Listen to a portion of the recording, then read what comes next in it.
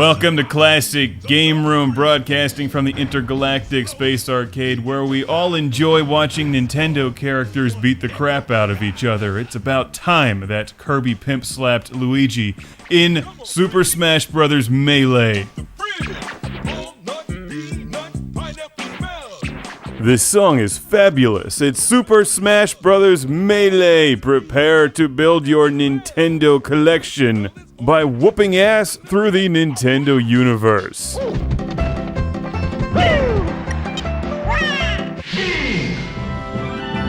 Choose your favorite Nintendo character and mash buttons. That's what Super Smash Bros. Is all about. You may have heard of this game. After all, it is the best-selling game for the Nintendo GameCube, moving something like 8 million units. I guess that's what happens when you combine some of the biggest game franchises in history, like Mario, Zelda, Pokemon, Metroid, Donkey Kong, and Kirby into one fun game. Bearing little in common with a traditional fighting game, Super Smash Bros. Melee is chaotic, to say the least. This seizure-inducing 2001 release is the sequel to Super Smash Bros. On the N64, which features a monstrous array of gameplay modes and options. If you've never played it before, it's a lot to take in at once, and I played two-player for a while with my buddy Dan, who loaned me the game and showed me the basics, how you play Super Smash Bros. Melee. Which at first seems like a whole lot of button mashing, but eventually I started to figure out the actual controls. Each character has basic attacks and then some special attacks, or whatever they're called. The fancy ones that make everything explode and go crazy.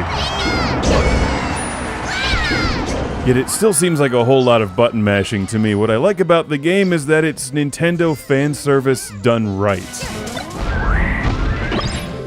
As you pick characters who don't belong in any one particular game together, yet they seem perfectly at home fighting each other in Nintendo-themed environments. Mr. Game & Watch versus Jigglypuff. That's worth the price of admission right there.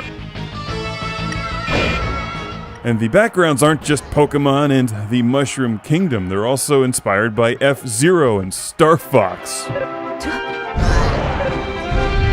Super Smash Bros. Melee looks and sounds good on the GameCube. It has nice music from other Nintendo games. And while I can't say that I really care for the fighting style, I can say that it's fun. It's a lot of fun.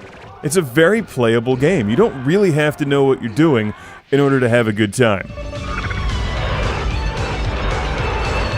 In addition to the fighting modes and versus gameplay, there's also a pseudo-adventure mode, which seems really out of place in here, but then again, everything in Super Smash Bros. Seems out of place. And when everything is out of place, then it all becomes in place.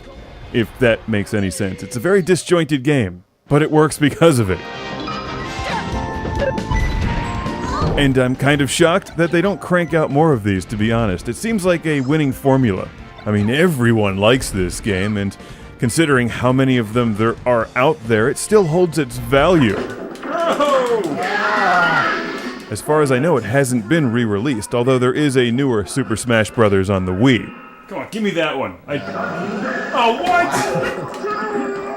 what? If they do make a new one, I'd like to see Mario versus Vectrex Man, who should be a Nintendo character. Best friends with Mr. Game & Watch. So, how do you win in this game anyway? You know, after many days of playing, I'm still not entirely sure, except that you definitely want to beat the crap out of your opponent and knock them off whatever platform you're on. That seems to work well. I'll say this for Super Smash Bros. Melee. If their intention was to make a fighting game that's fun to pick up and play and mash buttons and laugh and have a great time with friends, they succeeded. Yeah. Giant Luigi wins!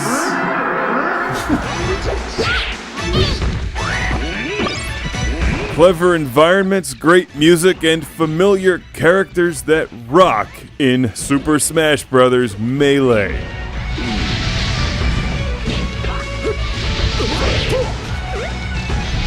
Kirby's pretty cool anyway, but he just rules in this game, and Samus is my other favorite character in addition to Mr. Game & Watch. Gotta love Mr. Game & Watch. That's how you do it.